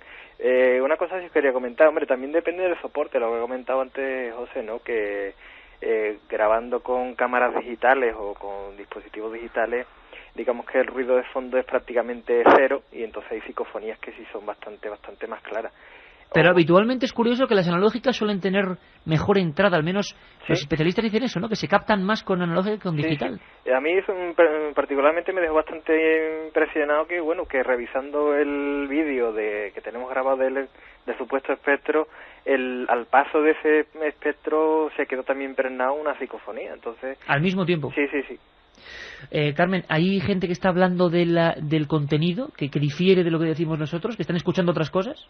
Pues amigos que nos dicen, creo que dice veniros aquí. Otro que dice, en vez de iros de aquí, veniros de aquí, ¿no? Otro que dice, me ha parecido oír, iros ahí. Sí, bueno. Hay distintas interpretaciones, el ahí todos. 7640, la gente está escribiendo y por supuesto podéis seguir haciéndolo para interpretarlo. Yo no sé qué escucharéis ahora, porque lo que vamos a escuchar, obtenido por supuesto por nuestros amigos Guillermo León y José Manuel García Bautista en la Facultad de Bellas Artes en su investigación en esa noche con marchamo oficial, y bueno, yo creo que es un hito importante, es algo que yo no sé si se refiere a un nombre o están calificando algo. Dice máximo. También ese tipo de voz que hay que entresacar con nuestro oído, afinarlo al máximo, y ya veréis cómo nos encontramos con la palabra. Máximo.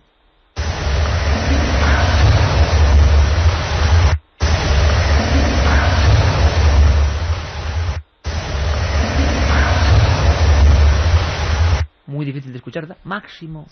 Sí, pero yo antes escucho algo. No sé identificar qué es lo que es, pero antes pero esta voz es completamente distinta, ¿no? Como un poco atormentada. Máximo. Vamos a ver si lo escuchamos con ese tono exactamente. Máximo.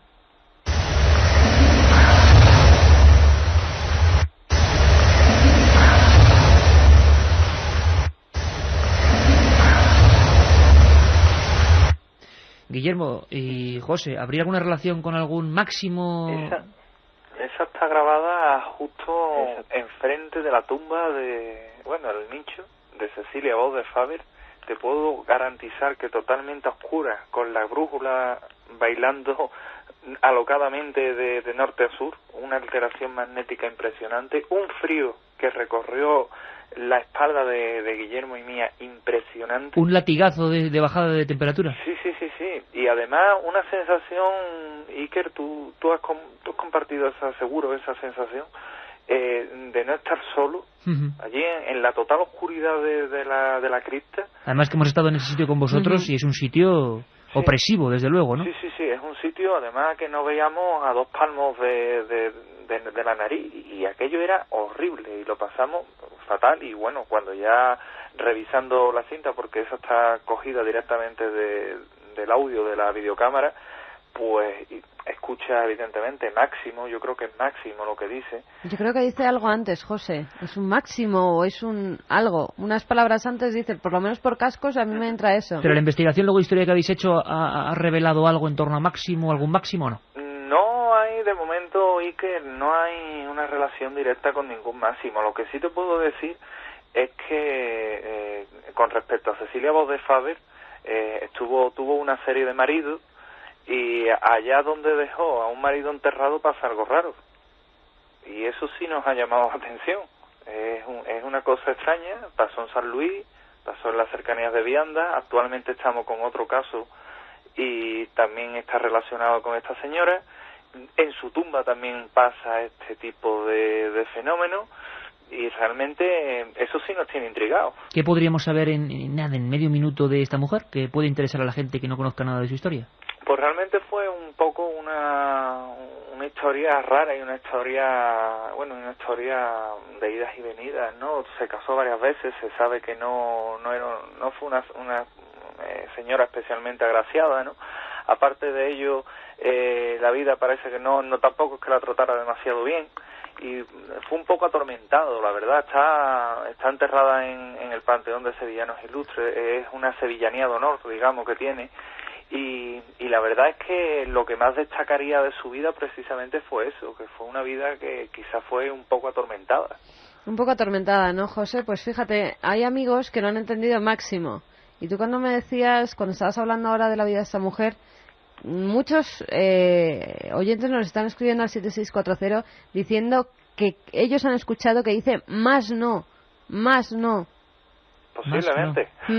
En vez de máximo. Posiblemente. Tú sabes también, Carmen, que la psicofonía es un fenómeno de oído, ¿no? También, a cada uno nos suena de una forma diferente o escuchamos cosas diferentes, a no ser que sea algo muy evidente. Claro, que si la intentamos relacionar con esa vida donde no lo pasó muy bien. Exactamente. Pues bueno, Carmen, imagínate lo que va a ser ahora relacionar con la última grabación que tenemos para hoy. Seguiremos indagando en esta historia, por supuesto, con nuestros amigos.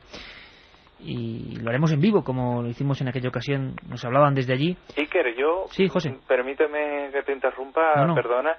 De todas formas, como veo que el tema está muy de acorde a lo que estamos tocando esta noche, en Sevilla hay un caso que desde ya te espera, ¿tú sabes cuál es? Claro, claro. Y que podría incluirse perfectamente en las casas marcadas, ¿no, José? Exactamente, porque hablamos de él en aquel especial fantástico que hiciste de Noche de Miedo, en las que contamos una serie de historias, y bueno, ya tenemos luz verde. Ya si quieres, otro día pues avanzamos algo más, incluso cuando lo tengáis a bien pues se hace algo, pero ese caso que sepas, Iker, que ya te está esperando. Pues José Manuel y Guillermo, os lo agradecemos muchísimo. No os vamos a decir salid de la antena, porque eso ya os lo dice esta voz, ¿eh? Eso ya os lo dijo a Guillermo y a José Manuel, esta voz que es la última que vamos a escuchar hoy, aunque luego me gustaría, Antonio, recuperar de nuevo la de Iros de aquí, que es la más fuerte y la que ha espantado a todo nuestro público, y que como siempre, ya sabéis que nosotros precisamente de las psicofonías no abusamos, simplemente si son un elemento que permite comprender algo más o acercarnos a una historia, pues ahí están. Pero creo que en estos 250 programas solo hemos hecho un programa sobre psicofonías íntegramente. Bueno, ahí están y cada uno opine exactamente lo que quiera. Nosotros no tenemos ningún tipo de sabiduría sobre esto. Es un material que interesa al ser humano, que inquieta al ser humano, a nuestro hermano el hombre, y por eso lo ponemos. La última voz, obtenida por nuestros amigos, dice salid. Es como las demás. Muy difícil de entresacar, pero está ahí, con una rotundidad inquietante. Salid.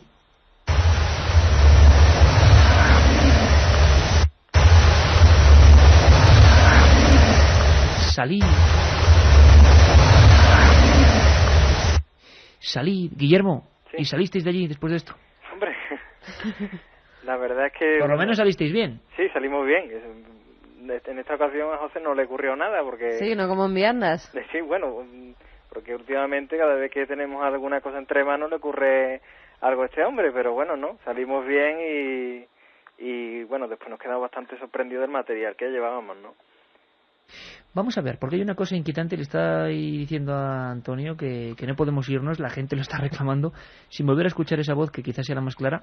No quiere decir que sea la mejor ni la peor, porque puede que haya contenidos mucho más interesantes en esos que son tan difíciles, pero claro, esta de iros de aquí, primero, expresa quizás lo mismo que salir, es como una orden, es como un mandato, y realmente, bueno, decían los viejos expertos y los que saben de estos temas que no era bueno nunca escuchar una psicofonía en el lugar de los hechos, pero yo creo que lo decían no porque se vaya a parecer nada, no sabemos qué son las psicofonías ni si tienen relación con lo extraño para que se aparezca algo delante de nosotros, más bien yo creo que va enfocado a que claro, si uno hace una psicofonía en un lugar tan abrupto como puede ser un monte, como puede ser un sitio escarpado, un risco, o incluso un sótano como donde estaban nuestros amigos, pues hombre, la salida puede hacerse, porque todos somos influenciables, de una manera absolutamente, bueno, descontrolada, y puede haber un peligro físico, pero físico, no espiritual. Repetimos esa voz para despedir a nuestros amigos que dice: iros de aquí.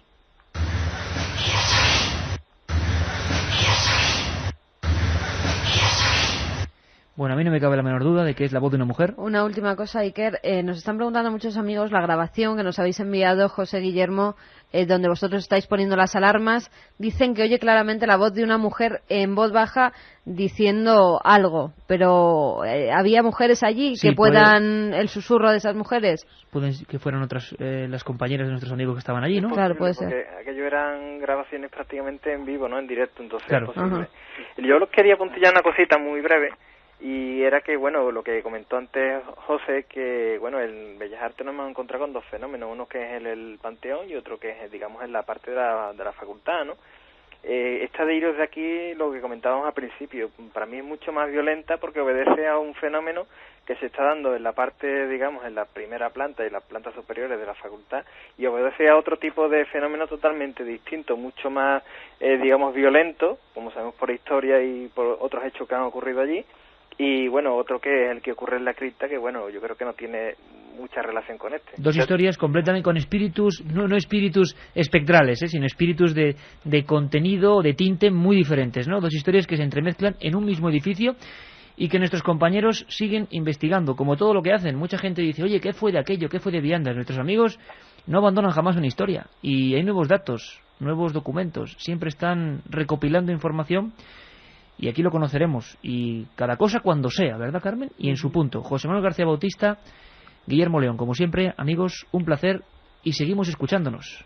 Igual. Un abrazo. Muchas gracias, Iker. Buenas noches. Milenio 3, en la SER. Ya decían Antonio Josales o Julio César Iglesias, que tanto han disfrutado con este tipo de documentos y que tanto siguen disfrutando, aunque igual no sea en antena, que las psicofonías, supuestamente parafonías, son un material radiofónico de primera magnitud, sean lo que sean. Yo ya sabes que soy bastante escéptico en general, pero no por ello creo que esto puede tener un significado realmente inquietante. Realmente está ahí y desde luego ponemos la mano en el fuego por cada uno de los corresponsales de este programa. Eso es lo que sacaron, y si ellos lo han hecho es que vamos, va a misa. ¿Qué es? Ahí ya puede haber 1000 factores, 1000 historias. Las teorías están abiertas. Esta noche decíamos que era un programa que volvíamos a los fenómenos clásicos. La gente, Carmen, imagino que oye 1000 cosas distintas. Cada oyente una psicofonía distinta, ¿no? Sí, la verdad es que sí. Esa voz me pone los pelos de punta, parece muy amenazante, nos dice David de Las Palmas. En lo de las alarmas oigo una voz de mujer que dice cobarde. Cobarde. Claro, es que se escuchan muchas voces, es que la anterior dice uníos a mí.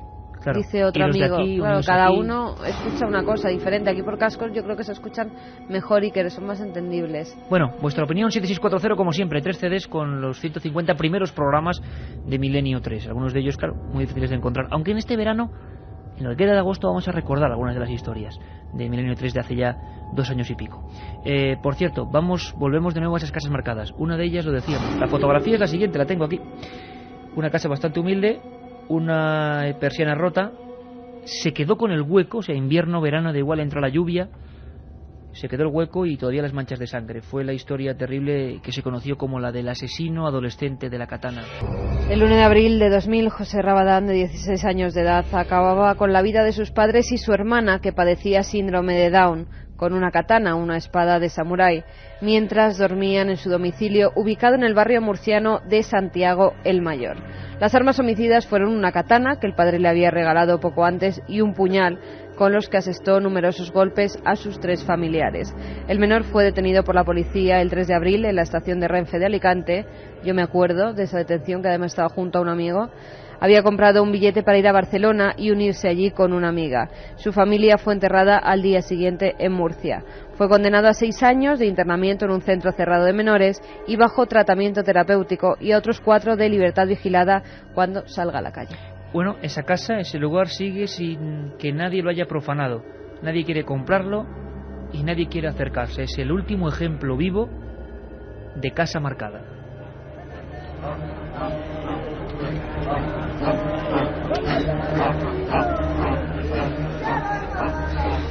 Y ahora vamos a marcharnos, como os hemos dicho, a uno de los casos más dramáticos que nos reencontró desgraciadamente con la España negra en su más pura esencia. También uno de los portales, concretamente el 10 de la calle Carrera del pequeño pueblo de Puerto Urraco, quedó marcado para siempre. Allí ocurrieron varias muertes en un tiroteo absolutamente atroz, en un tiroteo que pasó a la historia y antes de fue protagonizado caso, por 2 hermanos. Simplemente un apunte, Iker. Un vigilante, fíjate cómo son nuestros oyentes, nunca me pierde el programa, nos dice: trabajé donde está interno José Rabadán y me dijo que lo hizo porque se lo mandó su maestro. ¿Que se lo mandó su maestro? Sí. Esto no ha salido nunca. Esto no ha salido nunca publicado en ningún sitio. Nos está comentando un guardia jurado que vigilaba un vigilante, el asesino de la katana. Por cierto, ese hombre, ese joven, 16 años, parece mentira, también es un poco enigmático. Eso es lo que contaba al archivo de la cadena SER los protagonistas a pie de calle.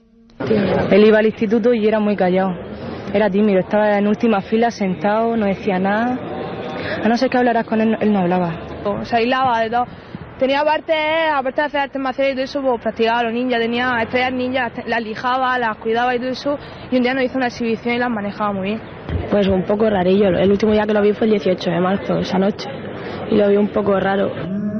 Puerto Urraco, un caso que especialmente ha inquietado a nuestra compañera y productora Katia Rocha y que ha estado toda la tarde navegando entre viejos archivos. Lo que vamos a escuchar, para que Carmen nos cuente la historia, es una lista dramática, ¿no, Katia? Bastante dramática, sí, desde luego cuando empiezas a estudiar el caso se hace duro, bastante doloroso. Es el funcionario del juzgado que está dando la lista de todos los que murieron, 7 de ellos en el acto, 2 de ellos más tarde, 8 heridos, bueno, da toda la lista de todas las personas que fallecieron y que resultaron heridas. En Castuera, en el depósito municipal de Castuera, Encarnación Cabanillas Rivera, de 13 años. En Puerto Urraco, José Pinto Nogales, de 43 años, y Araceli Murillo Romero, de 63 años. En la residencia de Don Benito, Manuel Cabanillas Carrillo, de 57 años, Antonia Murillo Fernández, de 57 años, Reinaldo Benítez Romero, de 62 años, y Antonia Cabanillas Rivera, de 18 años. Además de estos muertos, están heridos en la residencia de Don Benito, Manuel Calero Márquez, guardia civil, de 49 años. Una lista muy larga de un cadáver, de 2 cadáveres, de 3 cadáveres que van, bueno, sembrando esa calle. La calle Carrera, en el número 10, nadie quiere volver a vivir. Ahí murieron la mayoría de personas ante 2 individuos que, bueno, habían convertido en una especie de racia. ¿Qué ocurrió, Carmen? El 26 de agosto de 1990 será recordado como la fecha en que se produjo uno de los crímenes múltiples más espeluznantes y sangrientos de la historia negra de España. Son las 10 de la noche. 2 hombres vestidos con pantalón de pana, camisa a cuadros y botas de caza se bajan de un todoterreno, portando en sus manos sendas escopetas del calibre 12. Parecen nerviosos y se apartan de la luz, guareciéndose en un callejón, el centro del pueblo. Son Antonio y Emilio Izquierdo, de 53 y 58 años. En el pueblo se los conoce como los Pataspelas y están esperando la llegada de los Cabanillas, conocidos también en el pueblo con el mote de los Amadeos. Son familias rivales desde hace más de 30 años por un problema con las lindes de las tierras, que ya en 1997 acabó en tragedia. El muerto en esta ocasión fue Amadeo Cabanillas, que fue asesinado a manos de Jerónimo Izquierdo al enterarse de la relación que mantenía con su hermana. 2 personas que crean una masacre increíble y que disparan indiscriminadamente, ¿no? Las peleas y reyertas fueron continuas, al igual que las muertes. Isabel Izquierdo murió en un incendio, al parecer intencionado, que no se aclaró jamás, aunque todos sus hijos tenían en la mente a los culpables, los Cabanillas. Desde entonces solo se dibujaba una idea, la venganza. La noche del 26 de agosto harían realidad ese deseo. Las primeras en aparecer por el callejón fueron Antonia y Encarnación Cabanillas, 2 niñas de 14 y 12 años que vieron cómo los hermanos levantaban las escopetas, las apuntaban al pecho y disparaban, acabando con su vida en ese mismo instante. Los escopetazos son escuchados en el bar, de donde sale corriendo Manuel Cabanillas en ayuda de sus familiares, pero 5 tiros acaban también con él. Su hijo Manuel sufre la misma suerte, siendo tiroteado por la espalda cuando huía de sus agresores. La confusión y el miedo se adueñan del pueblo, todos corren de un lado para otro sin saber qué hacer, mientras los Izquierdo comienzan a disparar a todo aquello que se mueve. Araceli Murillo Rumeros, de 79 años, que se encontraba tomando el fresco a la puerta de su casa, también le alcanza un disparo que la hiere de muerte. José Penco Rosales, de 43, será la siguiente víctima, fue tiroteado dentro de su coche mientras ayudaba a 2 heridos. Los hermanos Izquierdo también matan a Manuel Benítez, su hermano Reinaldo y su cuñada Antonia Fernández, que trataban de escapar en su vehículo. Los vecinos que lograron escapar de la matanza dieron el aviso en la casa cuartel de Monterrubio de Serena, de donde salió un coche patrulla. A los 2 números de la Benemérita que se presentan en el pueblo ni siquiera les da tiempo a bajar del coche, son tiroteados y heridos gravemente. 9 horas más tarde eran arrestados los Izquierdo junto a la casa de 2 de sus víctimas. En el pueblo enseguida saltó el rumor de que habían sido inducidos por sus 2 hermanas, por Ángela y Lucía, para que cometieran los crímenes. Total, las 2, ¿no? 9 muertos y 6 heridos. Fue el macabro balance de esa noche sangrienta. De los heridos, los más perjudicados fueron Guillermo Ojeda Sánchez, que era un niño de 8 años, que fue alcanzado en la cabeza y quedó hemipléjico, y Antonio Cabanillas, que tuvo que vivir condenado toda su vida a una silla de ruedas. Carmen, si te parece, vamos a escuchar ahora un momento también importante de esa historia, frente al número 10 de la calle Carrera, vacío casi desde entonces, totalmente. Lo que escuchamos ahora, Katia, material del archivo de la cadena SER, es la llegada de los asesinos, la captura de los asesinos. Los 2 asesinos estuvieron 9 horas por el monte y al final los encontraron, a uno de ellos, a Emilio, detenido, apostado junto a la casa de 2 de sus víctimas, y al otro, Antonio, que le apodaban el Tuerto, le localizó un helicóptero en el monte tratando de escapar. Cuando llegaron a los juzgados, esto fue lo que se encontraron. Lo escuchamos.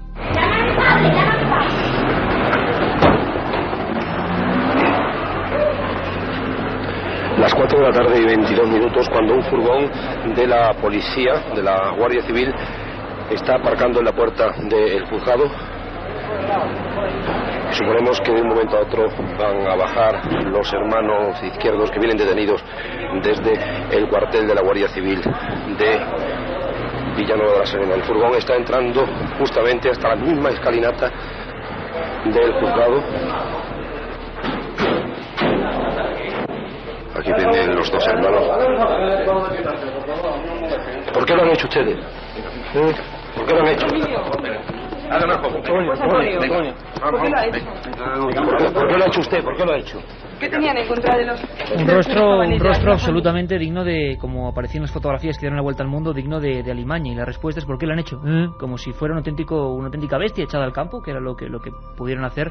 Un crimen, bueno, los consideran ya psico-killers por la cantidad de... Bueno, pero es en un solo acontecimiento. Realmente serían asesinos de masas, ¿no? Lo que podría ser un caso muy discutible, pero muy extraño en nuestro país. Carmen, fueron ingresados en prisión, ¿no? Efectivamente, y que en 1992 los hermanos Izquierdo fueron ingresados en la prisión de Córdoba y condenados a 684 años de cárcel. Sus hermanas fueron exculpadas, pero se las ingresó en el Hospital Psiquiátrico de Mérida. Se van a cumplir 14 años de esa matanza frente a ese número 10, un lugar humilde. Nada tiene que ver con la casa donde actuó Pietro Arcan hace 2 años o la casa lujosa de los marqueses de Urquijo, pero sigue igual de marcada. Durante mucho tiempo estuvo la sangre junto a lo que es la piedra de entrada. Katia, tercer documento del archivo sonoro de la cadena SER. Hay un momento absolutamente excepcional donde parece que va a ocurrir algo grave, y es que hay una persona que saca un cuchillo en un juicio. Las hermanas Izquierdo llegan al juzgado, que es muy inquietante porque ellas desaparecieron durante 4 días. En cuanto se cometieron los asesinatos, desaparecieron 4 días y se las localizó vestidas de riguroso luto, que si alguien ha visto las fotos de estas hermanas... Como los hermanos, sí, igual. En un tren, tremendo. España Negra. En Atocha, sí. En un tren, vestidas de luto, las 2 hermanas. Bueno, cuando ellas llegan a los juzgados, la audiencia, se presenta allí Antonio Cabanillas, padre de estas 2 niñas, las 2 primeras personas asesinadas, y de Manuel Cabanillas también. Entonces él se presenta allí, se monta mucho revuelo porque le preguntan qué hace él allí, que solo va a montar polémica, y de repente le incautan algo que le encuentran. Bueno, y además lo cuenta un corresponsal en la cadena SER, en la provincia de Badajoz, un trabajo realmente excepcional, hace 14 años, lo escuchamos. ¿Por qué ha venido usted? Yo por ver la carga de mucho tiempo no la veo. ¿A quién es? A nadie. A todo el público. A todo el público. Por ver la cara a todo el público. Antonio. Venga, vámonos. Es Antonio, el padre de las 2 chicas asesinadas. ¿No cree usted que es demasiado violento, Antonio, estar aquí? Antonio, no pasa nada. ¿Dónde está la Guardia Civil? Venga, está aquí, que está aquí. Vengan ustedes aquí. A ver, tranquilo. Antonio, vamos. Insistimos que es Antonio Cabanillas, el padre de 2 de las niñas muertas en la masacre del pasado domingo, quien está siendo retirado por la policía y la Guardia Civil del lugar álgido de la puerta del juzgado. Ahora, Antonio... No, un cuchillo, señoras y señores, le han quitado un cuchillo que llevaba metido dentro. Un cuchillo. ¿Por qué traía usted el cuchillo, Antonio? Un momento, ¿por qué las traía? No, ¿por qué?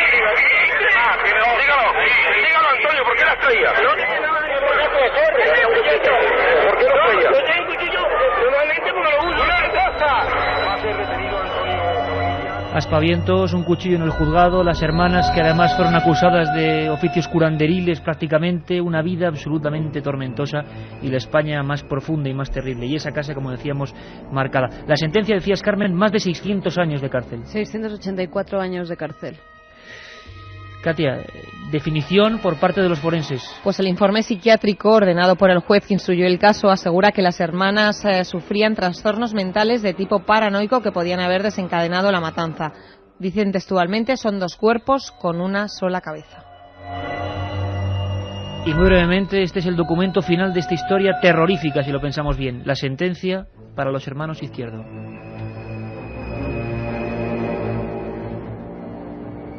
A las hermanas Izquierdo se ha ordenado su detención en el Hospital Psiquiátrico Provincial Adolfo Díaz Zambrona de Mérida.